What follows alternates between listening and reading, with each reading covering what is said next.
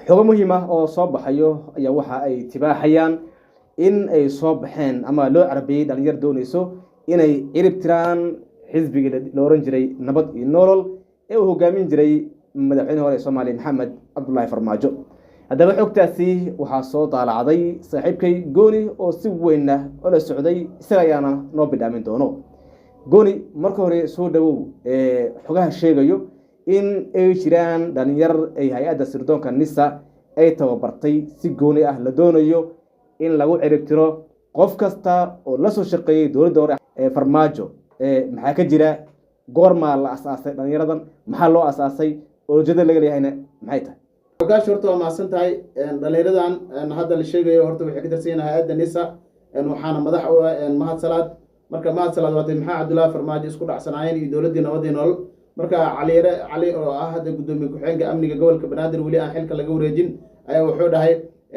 beegsi ayaa socdo, beegsigaasna wuxuu ka imaanayaa hay'adda NISA. marka hay'adda NISA beegsigeeda koowaad waxaa maxaa Cabdullaahi Farmaajo in la qaarijiyo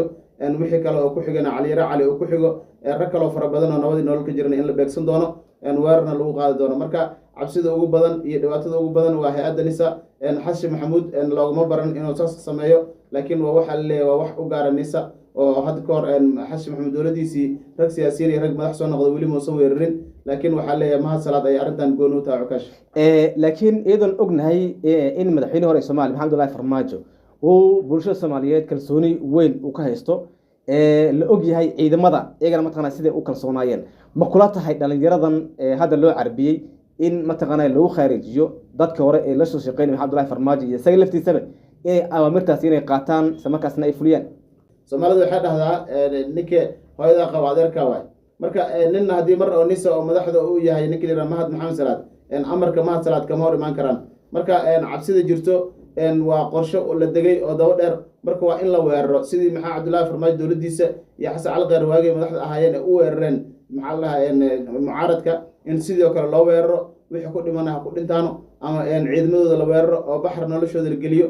qorshahaas ayaa socdo, laakiin waxa waaye waa cali ee warkaas bidhaamiyey inkastoo wax weyn oosan magac dhawin, laakiin warkiisa waxaa laga akhrisan karaa in hay'adda NISA ay qorsheynayso inay disho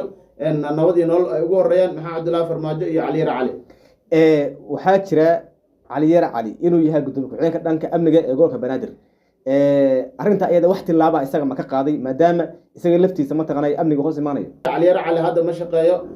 waa ninka madaxda u ahaa waa Cumar Finish, xilkana waa laga qaaday. Cumar Finish isagoo xilka shaqo joojin lagu sameeyey. marka haddii markii madaxii u sarreeyay oo shaqeynaynin u malaymaayo kuwa hadda hoos jooga inay shaqeyn karaan. marka cali waa waxaa ashuunka ay ku adimayaa warkiisana wax ma taraayo, dhaqaaqna ma lahan. marka ninka odan ku jiro oo hadda xog soo gudbiyey oo sir ah ayay macnaha sheekadiisa u muuqataa ninka la Cukaash. lacalla haddayba dhacdo in qayb ka mid ah nabad iyo nolol in weerar lagu qaado oo la khaarijiyo, maxaa dhici kara? wallahi horta wax fiican ma aha mar haddii madaxdii xilka hore u haysay haddii la weeraro oo qaarkood la dilo. horta waa waxa hore loo dhici jiray oo madaxdii ka horeysay inay isweeraraan horta way dhici jirtay. maxaa Cabdullaahi Farmaajo dowladiisu way samaysay, haddana isheegeen inkastay dad aysan dilin, laakiin weeraro iyo Cabdiraxmaan Cashkuur oo la weeraray iyo Cabdi Qabdido la weeraray waxaas way dhaceen. waa dad siyaasiyiin ah, ninka la yiraahdo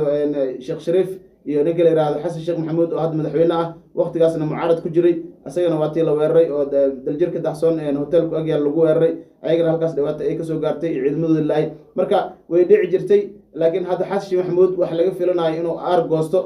loo malaymaayo. laakiin Mahad Salaad ninka laga baqaayo oo aad iyo aad macnaha loo diidan yahay. xogii soo baxayo ay sheegayaan inuu asagu qorsheynayo si gaar ah inuu dhibaato geysto. marka waa Mahad Salaad iyo NISA waxa dhibka hadda wado. waxaa soo baxay warar sheegaya ama jaraa'idada qaar lagu daabacay oo ah in Mahad Salaad iyo weliba la taliyaha madaxweynaha dhanka amniga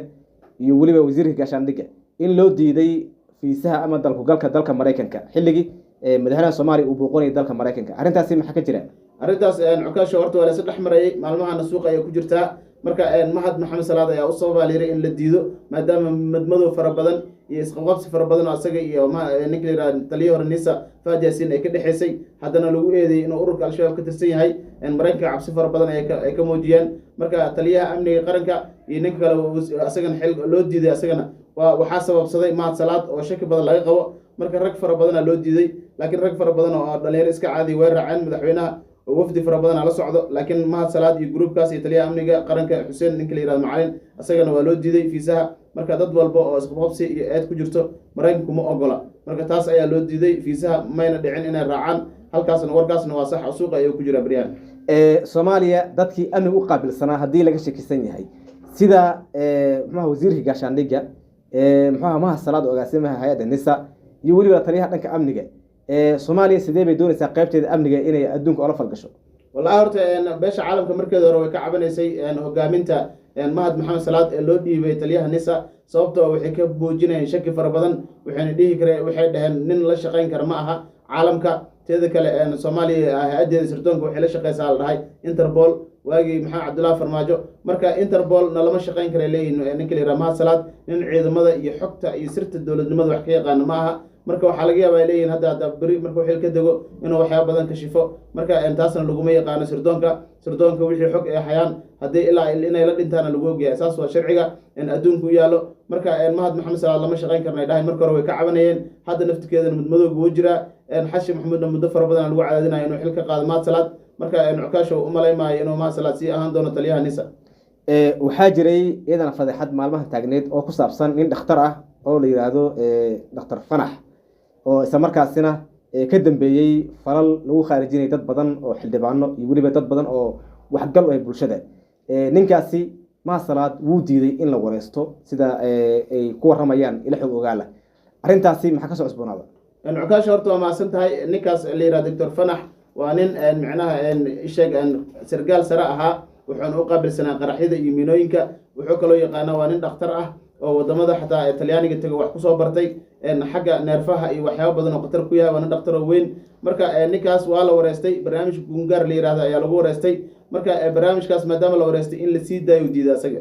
wuxuu diiday in la sii daayo wuxuu kaloo diiday in maxkamadda loo gudbiyo kiiskiisa oo maxkamaddu ay go'aan ka gaartana wuu diiday maxkamadduna wuxuu dhahday lacal xataa go'aan ka gaaraysa in si hoos loo dhameeyo ogolahay marka ma garan karo sababta danta uu ka leeyahay in nin sargaal ah oo 22 qarax mas'uul ka ahaa oo rag fara badan oo aamine ay kamid tahay xogtooda wax ka ogaa dadka dilay oo asaga xataa xirada lama galay inuu isku qarxiyo rabay oo waxyaabo fara badan oo u suuragal weysay oo nin caan ah oo dhakhtar caan ka ah oo isheeg Fanax loo yaqaano oo Cabdi Maxamed Jirona la yiraahdo magaciisa caadiga ah ayaa marka isheeg meesha caan ka ah ayaa waxa leeyahay inuu la baaro oo kiiskiisa meel la saaro ayuu diiday marka danta uu ka leeyahay asaga qaas u tahay laakiin waa laga daba imaan doonaa xogta cadna waa la heli doonaa insha Allah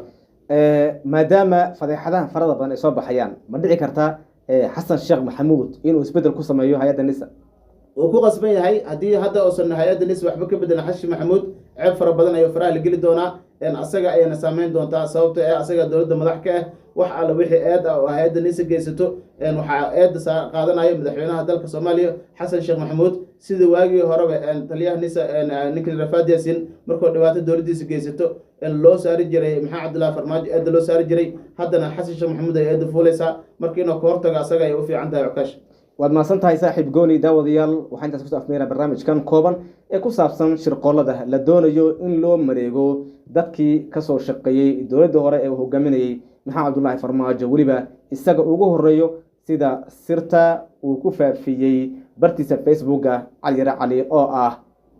gudoomiye ku-xigeenka dhanka amniga ee gobolka Banaadir intaan barnaamijkan mid la mid kulmaday beedmo nabad gali